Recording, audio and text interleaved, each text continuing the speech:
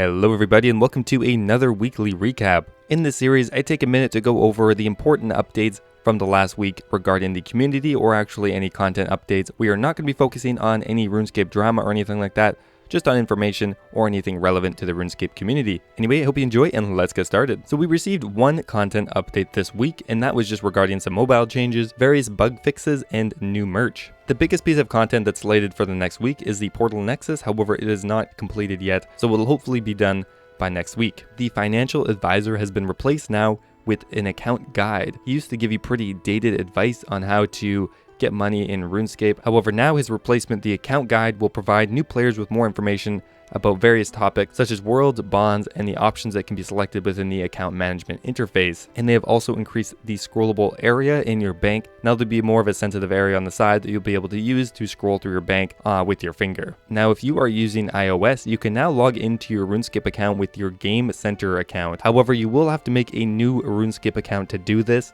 If you have an existing account, it doesn't seem like you'll be able to do that as of yet. And once again, we have another reminder for the release date of Old School RuneScape Mobile is October 30th. So like I was mentioning earlier, the Portal Nexus is not coming this week. It was due in part to a few technical bugs that took a while to get ironed out. Again, they do have a kind of interesting dev blog going over what the issues were, but there are also some nice screenshots showing you what the finished Portal Nexus interfaces should look like. For the max upgraded portal room, you'll be able to have 15 slots for teleports, and it looks like they can be bound to a bunch of different number keys on the Portal Nexus, and the one in the middle will be the left click. So if you just left click on the Portal Nexus like normal, it'll go to whatever is put in that number one slot. Otherwise, you will have to switch it in the interface. And once again, we will hopefully be getting this update next week, which I'm pretty excited for. And once again, there is a whole list of small bug fixes or text fixes that aren't super important, but apparently you cannot shortchange the apothecary anymore. Sad. And that is it for content updates this week. So there are actually quite a lot of community updates to go over this week. There are some reveals, there are some polls, and there are some interesting bugs that were found in the game. So to begin with here, the drop rates for Revenants were actually revealed by Mod Ash, and this all started from just an offhand comment on Twitter. So while we did receive the exact drop rates for killing certain monsters in the Revenant caves, the most important part here is you are around 3 times more likely to get a unique item if you are skulled while you are killing the Revenants. EVscape actually just recently went over the drop rates. I would go check out his video for the exact rates. However, the most important part here is you are 3 times more likely to get a weapon drop if you are skulled, which is a little controversial. Next up here, Mod Kiernan is now actually the lead content developer, so congrats to him. He is definitely an awesome content dev. I'm pretty happy that he got the position because he has put out some awesome content over the last few years. We have a poll for what the shape of the Dragon Hunter Lance is going to be.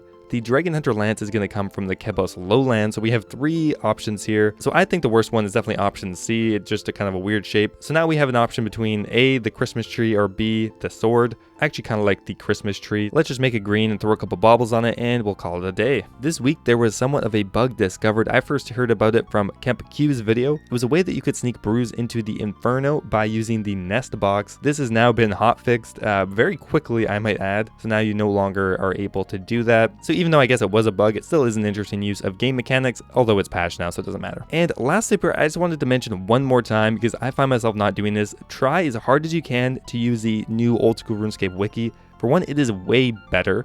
It's way cleaner, less ads, runs better, has way more features, but unless we use it, it's not going to be going up in the SERPs, which is pretty important for the wiki page to continue going. Not to mention that the old wiki page is now purple, so what happened there? Is that on purpose, or is that some weird troll? And that is it for community updates this week. So once again, there was a weekly Q&A. I'm going to do a quick recap of the more important parts from this Q&A. To start off here, with a new diary coming, now would be a good time to address the issue with the Karamja diary. It's outdated and the gloves don't fit with the armors. The mod said if people want the gloves to change, we can do that, and 90% of people voted yes in a straw poll. Could we get a 70 to 80 agility requirement shortcut to hop over the tall grass in Puro Puro instead of pushing through it? They sort of like it. If skillers are looking to play, they could look at the change that either uses your strength or agility levels to navigate through the grass. Could you have a world with a force respawn that is faster, 30 seconds to make a free-for-all bossing world?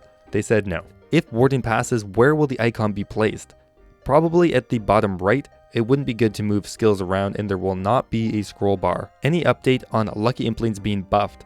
Not yet. They want to remove some of the junk from the drop table, but they will need to look at the drop rates. Now this is a group question to each person sitting on the couch. In your opinion, why is warding an interesting skill? Mod West said, personally, it's important to finish the combat triangle creation system. He likes how this skill will be trained, and there will be the ability to add a lot more in the future. Mod Kiernan said, it isn't that interesting. It's just a skill.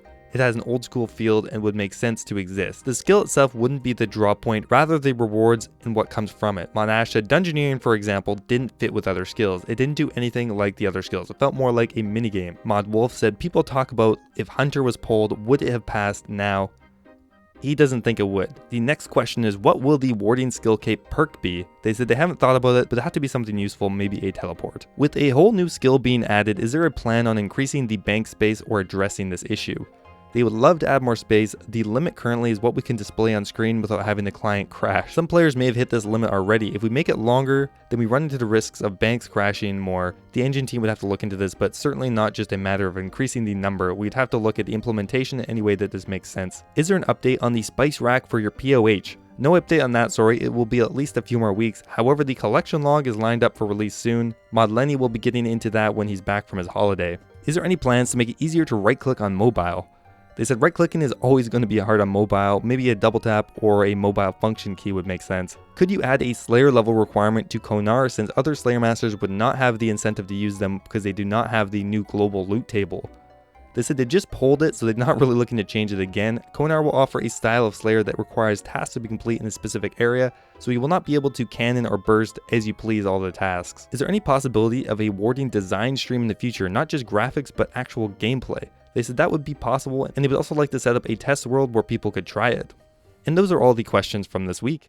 And the last up here, I always like to do a bit of a Reddit recap. I spend so much time on Reddit already, so I'm like, well, might as well pull some of the best suggestions from the week. So to begin with here is something that does get suggested quite a bit, and that's a suggestion by Big Raccoon Boy, and that is to buff the Spear, Mace, Warhammer, and Battle Axe attack speed by 1 tick. So the Scimitar has been the long-standing best weapon to use forever, pretty much. It's just the overall best weapon for training. So he's suggesting buffing the attack speed by 1. That would still make it slower than the Scimitar, but they do already have higher damaging stats. However, someone in the comment section suggested that maybe just buffing their damage or buffing their strength bonus would make more sense, well, thematically, and make them still more separate than the Scimitar. It seems like the devs at the time clearly underestimated how much having a higher attack speed would benefit you over just having a higher max hit or having higher combat damage. Like the Battle Axe and the Warhammer, they attack at the speed of 4, which is like almost half the speed of the Scimitar, every 3.6 seconds. So that's extremely slow, so that is never going to be useful unless you buff the damage by like 25% more maybe, and at that point maybe it'd be viable for training. It would be nice if we could get to the point where you'd have to use different weapons based on the monster's weakness and the defensive stats. Even if a monster is weak to crush, you're still better off taking a Scimitar unless you have the Abyssal Bludgeon. You're still not going to take a Warhammer or anything like that.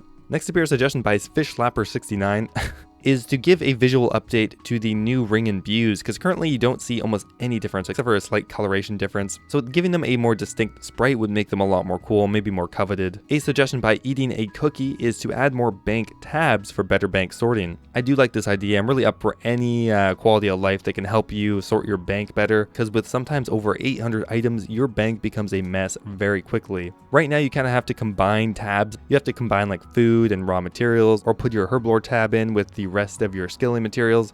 So now with 2 tabs, you'll be able to keep your graceful pieces in separate tabs, like this guy's doing here. Next up, a suggestion by Baker Bard is to add a Wilderness Obelisk shortcut. Currently you have to run through the Edgefield dungeon to get here, so he is suggesting a shortcut that would require level 93 agility that would be on the outside of the obelisk that would let you to just climb up. It would be a bit quicker for actually charging air orbs, or if you were to PK the people there, it would give you another access. I do think 93 agility is a little bit high for something like this. It would be useful, but not terribly useful. Maybe somewhere more in the 70s or 80s would be a bit more fair. Next up, a suggestion by Lovo Ski, and that is an Etherium clue scroll. A clue scroll that can only be obtained as a rare reward from Revenants.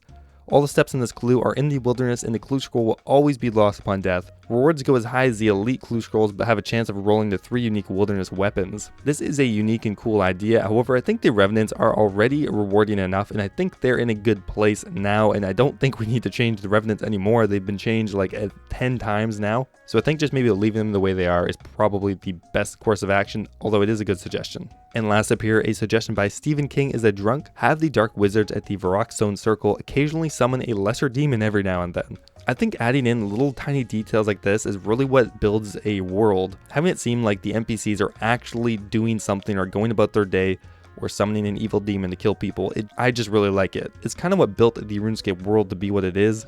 It doesn't even have to be a lesser demon that attacks anybody. It could just be a visual thing and maybe it gets killed by something or it gets reverse summoned after a while. Anyway guys, that is it for the weekly recap this week. Thanks once again to all my patrons over on patreon.com. If you are looking for another way to support the channel, I will leave a link in the description for that and there will be an end card at the end of the video. Thanks for watching guys, I appreciate you and I'll see you next time.